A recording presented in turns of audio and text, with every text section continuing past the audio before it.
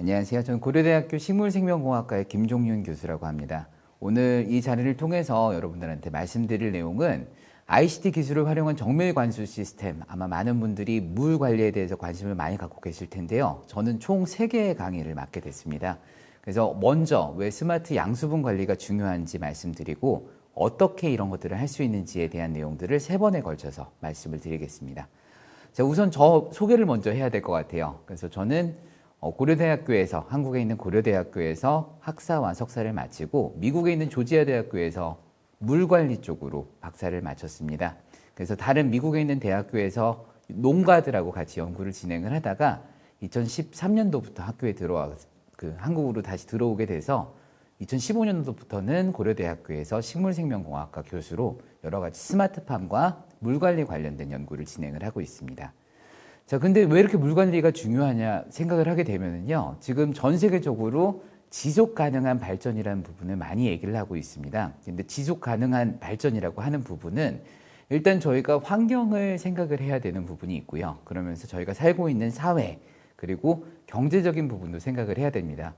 그래서 이런 3가지 것들이 잘 맞게 됐을 때 여러 가지 단어들이 있게 되는데 이 3가지가 전체적으로 잘 맞아지게 됐을 때 그 말을 갖다가 우리는 지속 가능한, 영어로는 sustainability라고 얘기를 하게 되죠.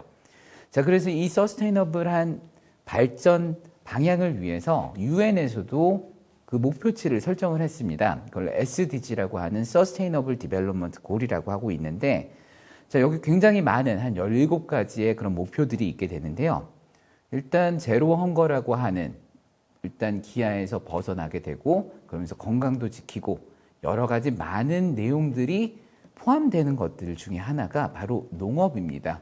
농업이 이러한 지속 가능한 발전을 위해서 어떤 역할을 할 수 있을지 저희가 생각해 볼 수가 있게 되는데요.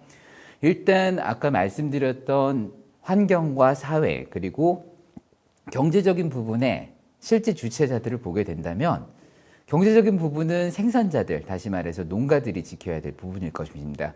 하지만 그 사회라고 하는 부분에서는 많은 사람들이 소비자들이 있기 때문에 각자들 다 그 원하는 방향들이 다를 거거든요. 그러면서 환경도 지켜야 돼요. 그럼 각자들이 원하는 건 무엇일까요? 서로 영향을 미치고 있는데 환경 같은 경우는 친환경적으로 조금 더 나은 세상을 위해서 앞으로 우리 후손들을 위한 환경을 생각을 해야 될 것이고요. 그리고 실제 소비자들 입장에서는 좋은 품질의 농산물들을 저렴한 가격으로 받아야 됩니다. 자, 근데 생산자 입장에서는요. 저렴하게 주기에는 좀 어렵죠. 수익 증대를 해야 됩니다. 그래서 이러한 것들을 만들어내기 위한 무언가의 기술이 필요하게 되는데 그게 바로 지금 말씀드릴 4차 산업혁명 기술을 이용을 해서 친환경적으로 재배하는 방안이 되겠습니다. 그게 바로 요즘 이야기하는 스마트팜이 되는 부분이고요. 자, 근데 여기서 떠오르는 또 다른 단어가 하나 있습니다. 그게 바로 4차 산업혁명이라는 부분입니다. 대한민국에서는 4차 산업하고 4차 산업혁명이 많이 헷갈리게 되는데요. 4차 산업이란 말은 사실은 없고요. 4차 산업혁명이라는 단어가 있습니다. 아마 많은 분들이 산업혁명이라는 말은 들어보셨을 텐데 일단 1차 산업혁명은 우리가 잘 알고 있는 증기기관의 발전입니다. 그래서 사람이 항상 일을 했었는데 증기기관이 발전이 되면서 자동으로 움직이는 자동차 같은 것들이 생겨나게 됐었죠.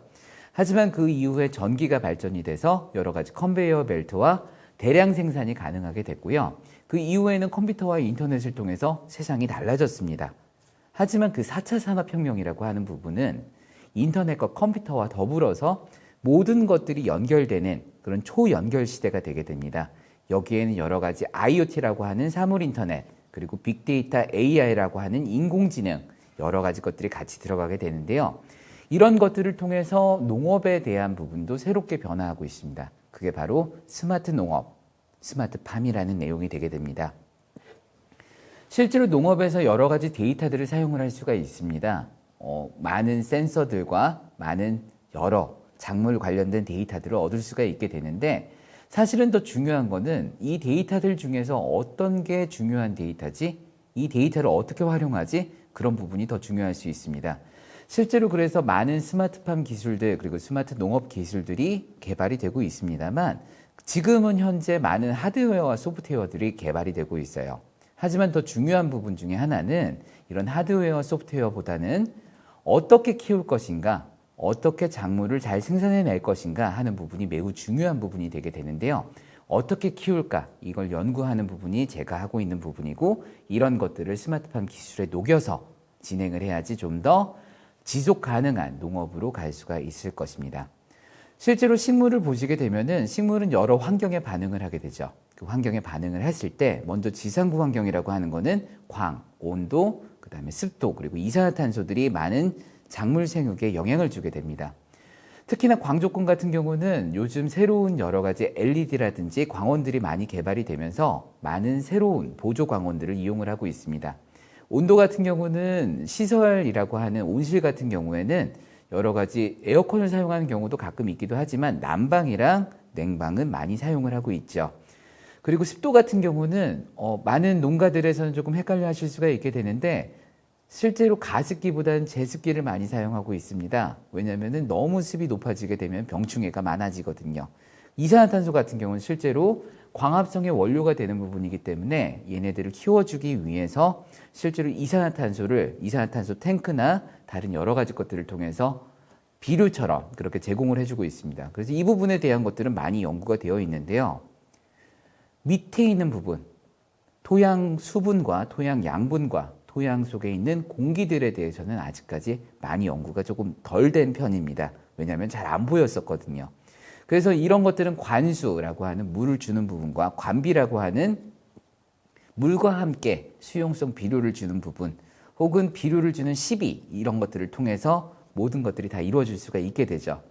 하지만 위에서 보여줬던 광, 온도, 습도, 이산화탄소 같은 경우는 여러 가지 센서들이 기존에 많이 나와 있었습니다만, 토양 관련 부분 같은 경우는 최근에 이제 토양 수분 센서라고 하는 것들이 한 10년, 20년 정도 계속해서 점점 더 발전을 하고 있는 것 같습니다.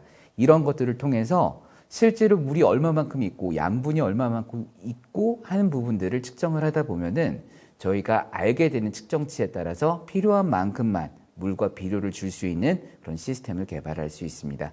그래서 아마 제가 오늘 이번 시간에 주로 얘기할 부분이 바로 이 센서들을 어떻게 활용을 해서 물을 잘 줄 것인가, 그런 부분을 말씀을 드릴 텐데요. 결국에는 이런 센싱을 통해서 가장 좋은 최적 환경을 제공을 해주기 위한 연구를 진행하고 이걸 실제로 적용하는 부분이 제 주제가 되겠습니다. 실제로 여러 가지 식물이 자라는데, 작물이 자라는데 주변의 환경을 측정하기 위해서는 많은 센서들을 활용할 수가 있게 되죠. 하지만 센서는 결국에는 제어를 하기 위한 부분이지만 이 센서가 알맞는 값을 보여주는 게 사실 더 중요한 부분 중에 하나입니다. 예를 들어서 지금 온도 센서가 있는데 이 온도 센서가 지금 요 공기의 온도가 100도래요. 여러분 믿으시겠습니까? 아니거든요. 그래서 실제로 이 센서가 읽혀지는 값이 우리가 알고 있는 값과 어떻게 맞는지 아는 과정과 그 데이터들이 무슨 의미를 보여주고 있는지를 이해하는 것이 매우 중요해서 이런 연구가 필요하게 된 것입니다. 그래서 이런 연구를 통해서 실제로 현장에 적용할 수가 있게 되는데요. 일단 이런 연구를 하기 위해서 저희가 진행하고 있는 것들은 센서뿐만이 아니라 센서의 데이터를 획득할 수 있는 그런 기계들이 필요합니다.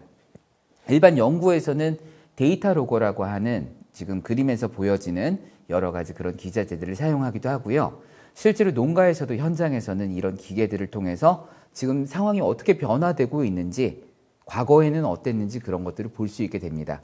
사실은 작물이라고 하는 거는 지금 단순간에, 지금 이 순간의 환경 조건보다 지금까지 어떻게 진행이 되어 왔는가, 그리고 어떻게 변화하고 있는가가 굉장히 중요하거든요. 그래서 이러한 데이터 로고들은 연속적으로 재배가 되고 있는 환경에 여러 가지 환경들을 측정을 하고 그런 것들을 제어하는 역할을 할 수 있는 데이터 로거 혹은 이런 기계들이 필요하게 되는데요. 주로 이런 것들은 연구 쪽에서 많이 활용하고 있습니다. 왜냐하면 저희가 자유자재로 세팅을 하고 바꿔놓고 프로그램도 바꿔줄 수가 있게 되거든요. 하지만 얘네들이 현장에 들어가게 된다면은 데이터 로고보다는 이렇게 기판처럼 보이는 Printed Circuit Board라고 하는 PCB를 이용을 하게 됩니다. 물론 이런 것들은 실제 산업체에서 주로 만들어서 대량 생산이 가능하게 되겠죠. 하지만 최근에 또 새롭게 나온 것 중에 하나는 마이크로 컨트롤러라고 하는 작은 이런 기판 같은 장난감 같은 것들이 나왔습니다. 하지만 이런 장난감들이 굉장히 강력한 그런 기능을 갖고 있기도 하거든요. 그래서 조금씩만 이런 IT 쪽에 관심을 갖고 계시고 기계를 돌리실 수 있다고 한다면 이런 것들을 통해서 여러분들이 여러분들만의 스마트팜을 만드실 수도 있습니다.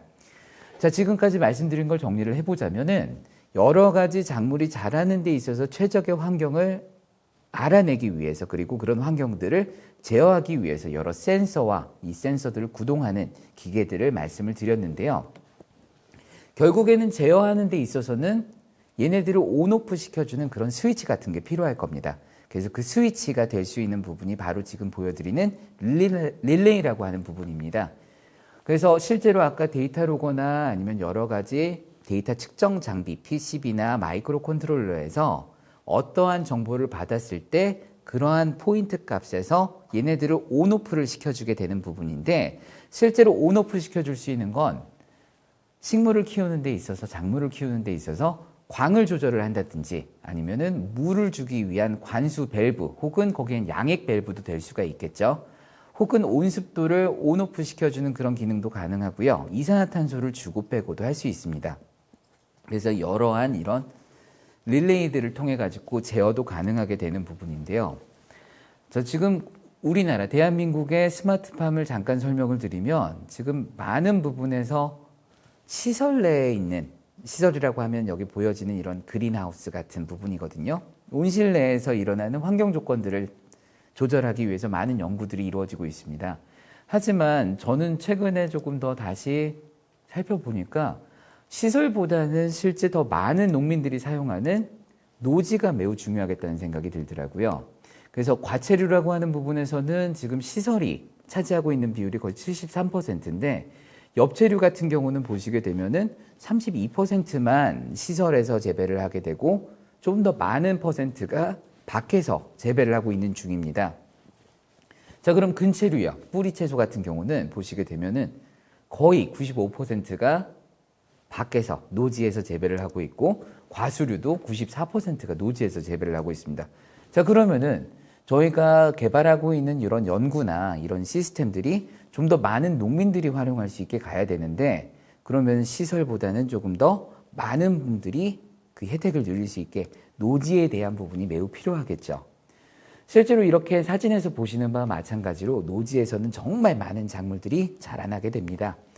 이 많은 작물들을 제어하기 위해서 우리가 생각해 볼 수 있는 부분들이 굉장히 다양할 텐데요. 아마 온도와 광도는 좀 어렵지 않을까요?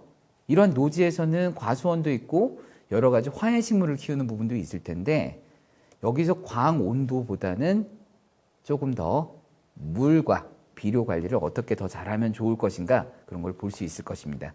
그래서 제가 오늘 말씀드릴 부분들은 토양 수분 센서 기반 자동 관수 시스템이라고 하는 부분인데요. 자동 관수 시스템은 어떻게 만들어지게 되는지, 그리고 여기에 사용될 수 있는 센서들은 어떤 센서들이 있게 되는지, 그래서 어떤 센서들을 제대로 활용을 해서 실제로 이 센서들을 활용해서 얼마만큼 저희가 경제적인 이익을 얻을 수 있는지도 마지막 장에 설명을 드리도록 하겠습니다. 자, 그래서 세계적인 물 부족 현상이라는 거를 먼저 생각을 해볼 수가 있게 되는데요. 지금 자동 관수 시스템을 통해서 효율적으로 물을 주려고 하는 거죠. 자, 그러면은 아마 대한민국도 그러고 아마 여러분들이 계신 나라에서도 물이 항상 넉넉하지만은 않을 겁니다. 이 물이 필요한 이유는 지금 전 세계적으로 물 부족 현상이 일어나고 있어서 그렇습니다.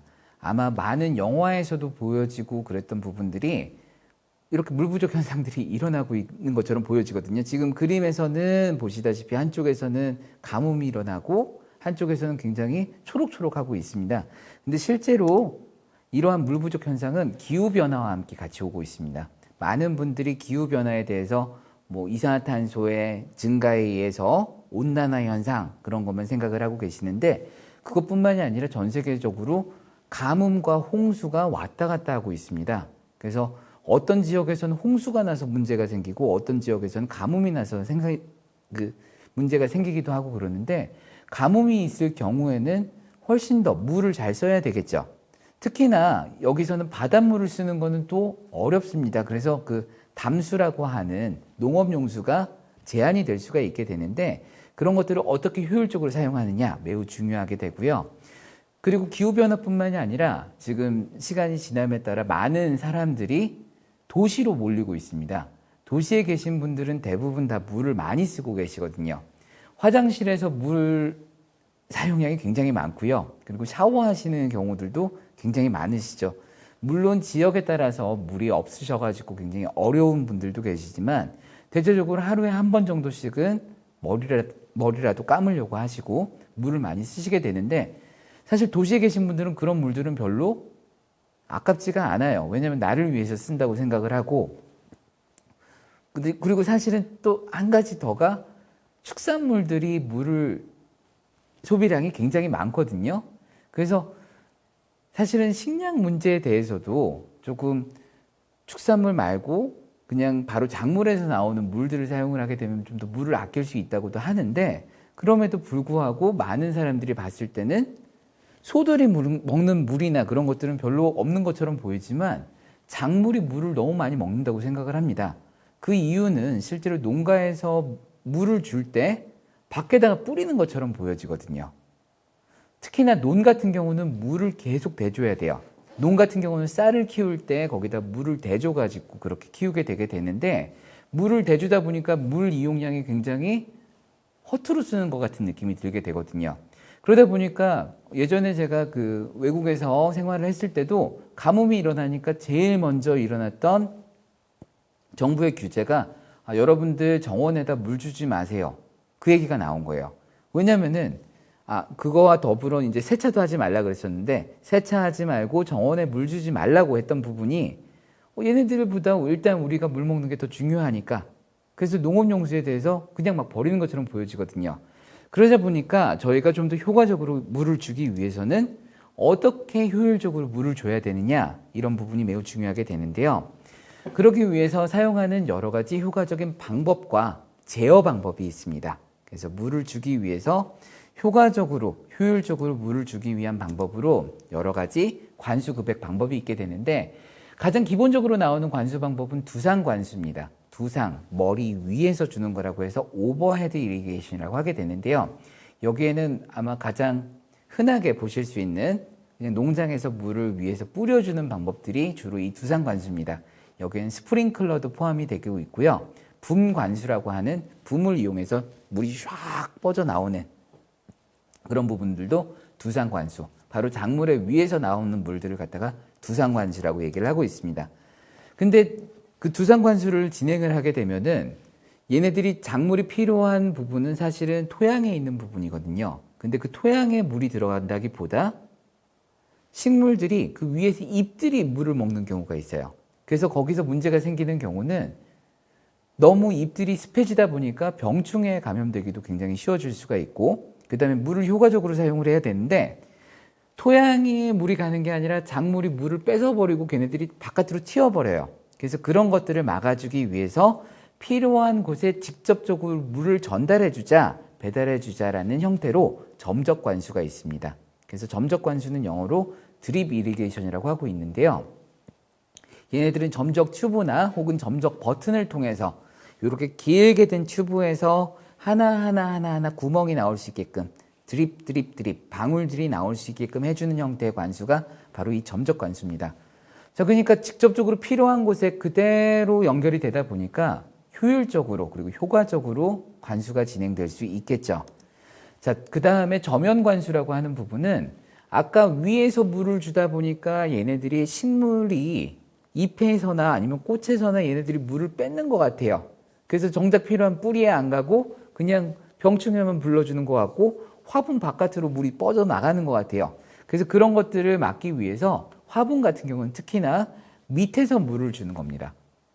자, 화분에서 보게 되면 밑에 구멍이 뚫려 있잖아요. 그래서 구멍을 통해 가지고 물들이 그 화분에 있는 흙을 통해서 올라가게 되는 부분이거든요. 모세관 현상을 통해서 물이 밑에서부터 제공이 되다 보니까 그 경우에는 밑에서 줬던 물을 다시 받아가지고 재활용을 할 수도 있게 되고요. 혹은 밑에서 주다 보니까 위에 있는 너무 습한 환경을 만들어주지 않게 돼서 병충해 예방에도 도움이 되기도 합니다. 그래서 얘네들을 벤치에서 사용을 하게 되는, 실내에서 벤치에서 사용하게 되면은 에벤플로우 시스템이라고 하는 형태로 진행을 할 수도 있고요. 혹은 마룻바닥에다가 그냥 방수 처리를 해가지고 물을 넣었다가 뺐다가 하는 형태로 가고 있는 flood flow라고 하는 그런 형태로 갖고 있습니다. 그리고 이런 것들을 할 때 그냥 단순히 물만 주는 게 아니라 여기에 양액도 수용성 비료를 같이 해서 주는 방법을 우리는 수경재배라고 하고 영어로는 하이드로포닉스라고 하고 있는데요. 이때 얘네들을 물과 양분을 제공을 해줄 때 실제 토양이나 상토 같은 그런 배지에다가 주는 경우도 있긴 하지만 그냥 순수 수경이라고 해서 물만 가지고 뿌리에 직접적으로 제공하는 방식도 NFT, DFT, 에어로포닉스 같은 경우도 있습니다. 그래서 NFT 같은 경우는 Nutrient Film Technique이라고 해서 국내에서는 방막 수경이라고 얘기를 하고 있고요. DFT는 Deep Flow Technique이라고 해서 깊은 높이를 만들어줘가지고 얘네들을 계속 양액과 물 줄 수 있는 그런 형태로 진행을 하고 있는 방식도 있습니다. 얘네들은 한국말로는 담액 수경이라고 하고 있습니다.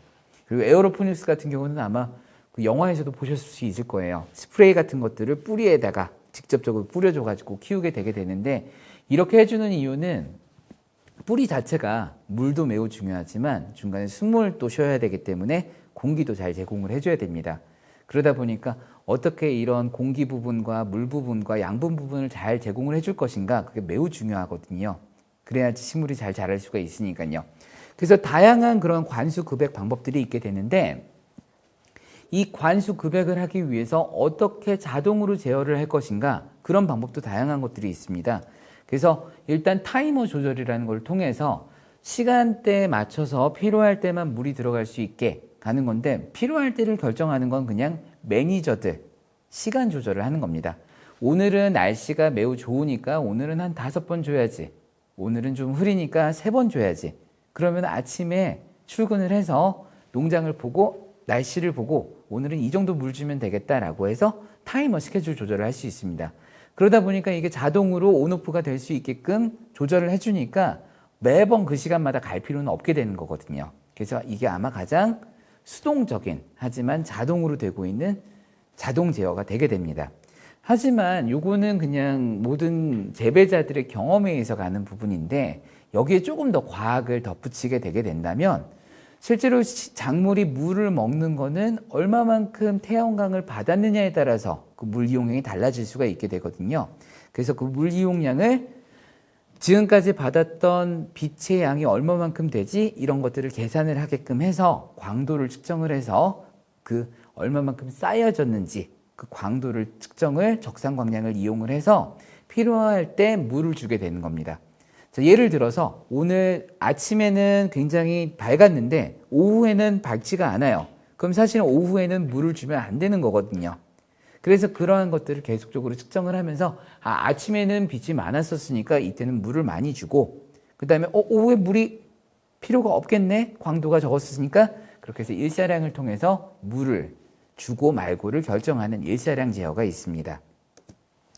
혹은 실제로 직접적으로 화분이나 아니면은 그 밭에다가 물어보는 겁니다. 오늘 물 얼마나 뺏겼니? 작물 같은 경우는 주로 증산이라고 하는 트랜스퍼레이션에 의해서 물을 사용하게 되고요. 혹은 증발에 의해서 물을 사용하게 됩니다. 이걸 증발산량이라고 하고 있는데 아마 조금 이따 다시 한번 얘기가 나올 거예요. 그래서 그 증발산량을 실제로 측정하는 방법으로 저울 같은 걸 이용을 합니다.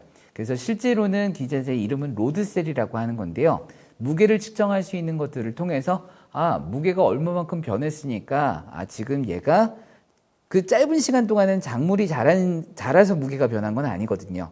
주로 물량이 변해서 토양 안이나 혹은 배지 안에 있는 물이 변해서 그 무게가 변한 거거든요. 그래서 그 무게를 변화를 통해서 증발산량을 계산을 하고 이에 따라서 필요한 만큼만 물을 넣어주는 형태가 중량제어 관수입니다. 근데 이 중량제어 관수의 단점이라고 할 수 있는 부분은 큰 면적을 그렇게 다 접근하기에는 조금 어려움이 있을 수가 있어요. 혹은 그리고 얘네들을 설치하기 위해서 어느 부분을 또 파고 그래야 되거든요. 하지만 지금 또 새로운 방식으로 어떻게 얘네들을 활용할 수 있을 것인가 그런 기술들이 계속 개발이 되고 있습니다. 근데 오늘 주로 말씀드릴 내용은 이 토양수분 센서입니다. 토양수분 센서라고 하는 거는 실제로 작물이 물을 먹는 기관인 뿌리, 그 뿌리가 존재하고 있는 근권부 환경, 토양이나 배지에 실제로 물이 얼마만큼 있는지 실시간으로 측정을 할 수 있습니다. 그리고 그 수분 함량뿐만이 아니라 거기에 있는 양분 함량도 측정할 수 있는 부분이 있습니다. 그래서 그런 것들을 직접 측정을 해서 필요할 때만 물과 양분을 줄 수 있는 형태로 갈 수가 있게 되는데요. 오늘 계속 그 얘기를 진행하고자 합니다. 근데 그 전에 우리가 먼저 아까 말씀드렸던 관수 급액 방법이 어떤 그림으로 있는지 한번 보도록 할게요. 두상관수라고 했던 부분에서 위에서 물을 준다고 했었는데 그냥 위에서 호스로 뿌리는 것도 있긴 하겠지만 지금 왼편에서 보이는 화면은 스프링클러 아마 많이 보셨을 겁니다. 여기서 계속 얘네들이 돌아가면서 물을 좌우 상하로 계속 쭉쭉쭉쭉 뿌려주는 형태죠. 근데 여러분들 보시면 아시겠지만 이거 같은 경우는 사람들이 지나가다 보면 맞습니다. 근데 이게 그럼 토양에 직접적으로 가는 게 아니고 토양에도 뿌려지지만 버려지는 물도 굉장히 많은 거예요. 그러다 보니까 물을 효율적으로 이용하는 데 있어서 약간의 제한이 있게 되죠. 물론 사람이 직접 다 주는 건 아니고 이런 설치가 된 스프링클러 장비가 물을 주기 때문에 효과적이긴 하지만 물을 이용하는 데 있어서 효율적이진 않은 거죠. 자, 그리고 오른쪽에 보이는 붐 이리게이션이라고 하는 거는 얘네들이 쭉 이동을 하게 되면서 모든 화분에 균일하게 물을 주게 되는데 이건 역시 식물의 잎에 의해서 혹은 비어진 공간에 의해서 소비되는 물들이 많아서 효율적인 부분에서는 조금 부족한 부분이 있습니다. 그래서 이런 것들을 조금 더 효율적으로 필요한 만큼만 필요한 곳에 전달하기 위해서 줄 수가 있게 되는데요. 지금 현재 보이시는 대로 여기 보이는 이 드립 이리게이션이라고 하는데 그 중간에 점이 있는 부분에만 이렇게 물이 들어가게 되는 형태가 보여지게 됩니다. 그래서 필요한 곳에서 점적, 말 그대로 드립 물방울이 여기에만 들어가게 되는 거죠. 그래서 여기에 필요한 데만 물이 들어가게 되다 보니까 아까 두상관수로 가게 되면은 이 뿌리 있는 부분 아닌 다른 데도 물이 막 튀어가게 되는데 여기에 바로 필요한 곳만 가게 되니까 효율적인 물 전달이 가능하게 됩니다. 혹은 각각 그 화분마다 드리퍼라고 하는 형태로 계속 직접적으로 물을 전달해 줄 수 있는 드리퍼 시스템도 있습니다. 저면 관수 시스템은 아까 저면 밑에서 들어가기 때문에 서브 이리게이션 시스템이라고 하게 되는데요. 그 벤치를 사용하는 경우에는 여기 왼편에서 보이는 그림과 같이 앱앤플로우 시스템이라고 해서 물이 한번 가득 찼다가 얘네들이 물을 충분히 먹은 것 같으면 그때 물을 다시 빼는 형태로 들어갑니다. 자, 그러면 물을 채웠다가 뺐을 때 이 뺀 물을 그냥 버리느냐? 그게 아니고요. 다시 모아서 얘를 재사용할 수 있습니다. 그러면 효율적인 측면에 있어서 아까 두상관수에서는 그 물을 먹을 만큼만 먹고 나머지는 버려질 수가 있게 되는데 얘네들은 식물이 쭉 빨아들이는 거 빨아들이게 해주고 나머지는 다시 순환시켜 가지고 쓸 수 있기 때문에 손실되는 물이 거의 없어지게 되는 거죠. 하지만 얘네들의 문제점들은 얘네들 설비하는데 조금 비용이 들 수가 있게 되고요. 그 다음에 만약에 이 물에 오염되는 부분이 있게 된다고 한다면 한꺼번에 오염이 될 수 있는 그런 단점들을 가지고 있습니다. 물론 현장에서 그런 병충해나 그런 것들이 스프레드 되는 막 퍼져나가는 그런 경우는 거의 없다고 얘기는 들었는데요. 그래도 그게 하나의 조금 단점으로 될 수 있는 부분이다 보니까 고려해야 될 사항으로 생각하시면 되겠습니다. 근데 위에서 벤치가 아니더라도 그냥 밑에서 물을 주는 형태로 들어가게 된다면 여기 바닥에다가 방수로 해놓고 나서 가운데 있는 그림처럼 물을 쭉 올렸다가 빼주는 형태, flood floor, 다시 얘기해서 홍수가 나타난 것처럼 물을 어느 정도 올렸다가 다시 빼주는 형태로 그렇게 사용할 수도 있는데요. 이건 역시 물을 재순환해서 사용할 수 있기 때문에 효율적인 물 이용이라고 볼 수 있겠습니다. 자, 물론 여기서는 그 다른 여러 가지 하이드로포닉스, DFT, NFT, 에어로포닉스에 대해서는 말씀을 드리진 못하겠지만 이 다음으로 또 넘어가서 저희가 사용할 수 있는 여러 가지 관수 방법에 대해서 얘기를 나누도록 하겠습니다. 그리고 저면 관수는 여기 그림에서 보이시다시피 벤치에서 물을 밑으로 쭉 올렸다가 내려가게 되는 앱앤플로우 시스템 혹은 그냥 바닥에서 올라갔다 내려갔다 하는 플러드 플로우 시스템, 그런 것들이 전부 다 밑에서 물을 주는 저면 관수 시스템이고요. 자, 근데 아까 자동으로 들어가게 됐을 때 타이머로 줄 수 있는 방법, 그리고 그 일사량 제어법, 그 다음에 중량 제어, 그리고 센서에 대해서 말씀을 드렸는데 자, 이런 것들은 굉장히 다양한 것들을 이용을 하게 되는 거죠. 이걸 알기 위해서는 사람들이 어떻게 이런 연구들을 진행을 했을까 알아두시면 좀 도움이 될 텐데요. 자, 식물은 언제 물 주는 게 가장 좋을까요? 그래서 물을 준다라고 하는 말이 사실은 관수라는 말이죠. 그래서 영어로는 irrigation이라고 얘기를 하게 되고, 인위적으로 물을 주는 것을 우리는 관수라고 하게 됩니다. 물론 밖에서 식물들을 키우게 되면은 비에 의해서, 강우에 의해서 물을 줄 수도 있지만, 비가 계속 안 오거나 아니면 필요할 때 물을 주는 것을 우리는 관수라고 하게 되는데, 관수뿐만이 아니라 관비라는 말도 있어요. 관비라고 하는 거는 fertigation이라고 얘기를 해서 물을 줄 때 물만 주는 게 아니라 거기 비료도, 수용성 비료라고 하는 water soluble fertilizer를 같이 집어넣어서 비료 성분과 함께 물을 제공하는 걸 관비라고 얘기를 하고 있습니다. 자, 그러면 여기서 어떻게 줘야 될까요? 라고 생각을 했을 때 언제 물을 줄 거고, 그리고 얼마만큼의 물을 줘야 될 거고, 그게 또 굉장히 중요한 부분이거든요. 자, 그러면 만약에 여러분들이라면 어떤 기준으로 물을 주시겠습니까? 그래서 아마 이게 비대면이 아니고 대면이었으면 조금 더 내용도 듣고 그럴 수가 있을 텐데요. 관수나 관비 결정 기준은 뭐가 기준이 돼야 될까요? 라고 생각을 했을 때 일단 가장 먼저 기준이 되는 건 식물, 작물이 가장 중요한 요소가 될 겁니다. 근데 여기서 뭘 보죠? 혹은 식물 환경, 재배 환경에 따라서 환경을 측정해서 간접적으로 얘네들한테 물을 주는 방법이 있을 겁니다. 혹은 식물이 물을 먹는 뿌리 부분이 있는 근권 환경을 기준으로 물을 주는 방법이 있을 겁니다. 그래서 이것들을 서로 비교해보고 어떤 장단점이 있는지 보도록 하겠습니다. 자, 먼저 식물을 기준으로 물을 준다. 가장 좋겠죠. 식물한테 목마르니? 물 마시고 싶어? 라는 걸 물어볼 수가 있을 텐데요. 식물에서 그 물에 얼마만큼 물이 필요한지를 측정하기 위한 가장 과학적인 측정 방법은 수분 포텐셜이라는 게 있습니다. 수분 포텐셜은 이 식물이 얼마만큼 물을 땡기고 있는지에 대한 압력 단위로 보여주게 되는 부분이 바로 수분 포텐셜인데요. 이 수분 포텐셜을 측정하기 위해서 보통 사용하는 기자재들은 이렇게 식물을 떼내가지고 식물이 얼마만큼 물을 땡기고 있는지 그만큼의 압력을 넣어줬을 때 물이 나올 때를 측정을 해서 아, 얘가 물을 얼마만큼 땡기고 있구나, 그런 걸 측정할 수 있는 방법이거든요. 근데 얘는 식물을 잘라줘야 돼요. 그래서 파괴조사 방법입니다. 그래서 잘 기르고 있는 가운데서 얘네들을 뜯어가지고 봐야 되거든요. 그래서 조금 아쉬움이 있고요.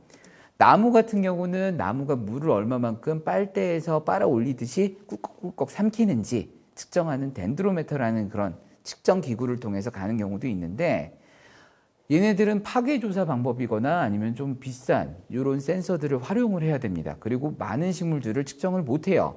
하지만 얘네들의 또 다른 단점 중에 하나는 일반적으로 식물이 건조에 반응하는 모습을 보게 되면요, 지금 현재 보여지는 그래프에서는 X축은 얼마만큼 식물이 수분 포텐셜이 떨어지게 되는지, 오른쪽으로 갈수록 점점 더 건조한 상황이 되게 되고요.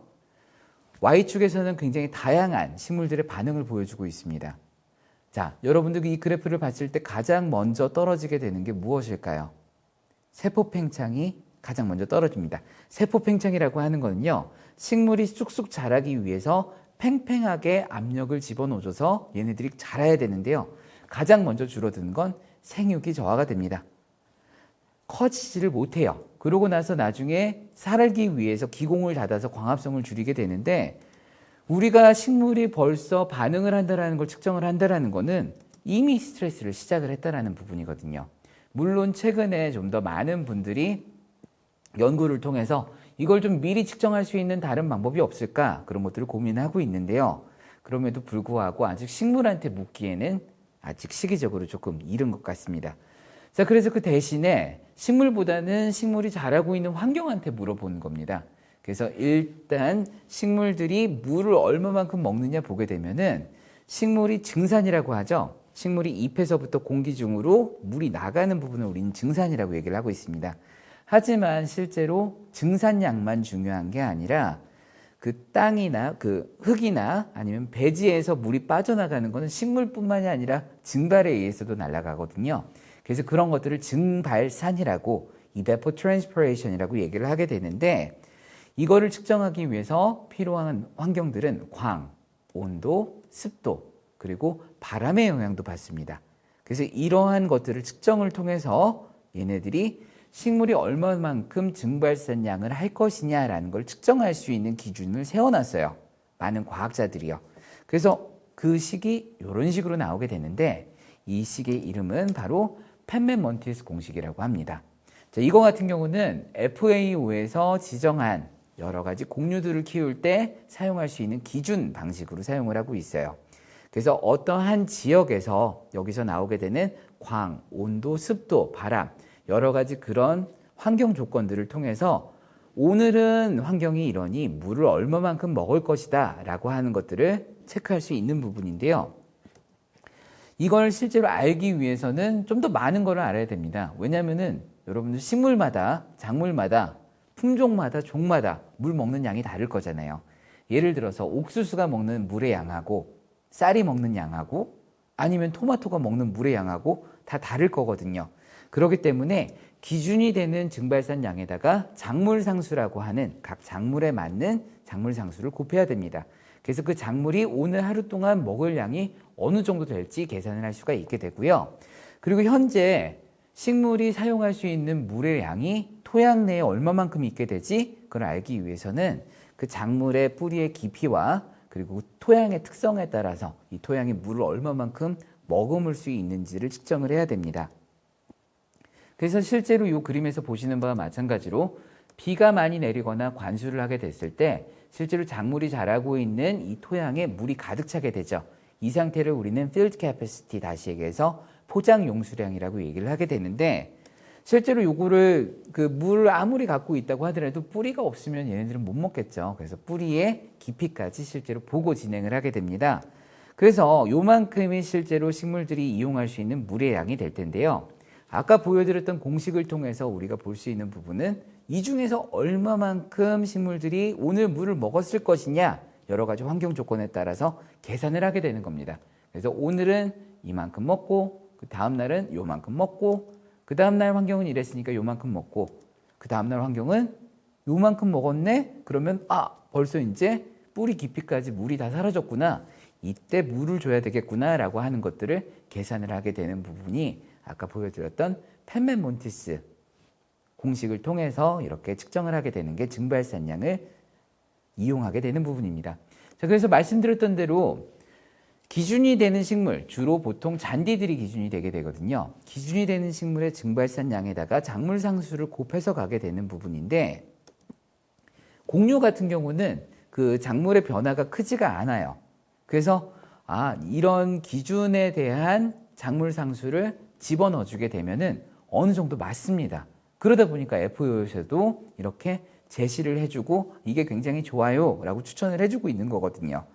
하지만 원예작물 같은 경우는 여러분들 어쩔 때는 꽃도 펴야 되고 어쩔 때는 과일도 맺어야 되고 그리고 얘네들은 곡류와는 다르게 그냥 수량이 중요한 게 아니라 품질이 되게 중요합니다.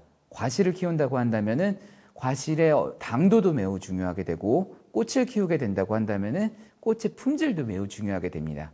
그러다 보니까 여기에서는 조금 이 작물 상수를 조정하는 데 있어서 어려움이 있을 수가 있게 되거든요. 그래서 저는 요거보다는 사실은 식물이 실제로 물을 먹을 때 그 물이 얼마만큼 있는지를 측정을 하고 싶어요.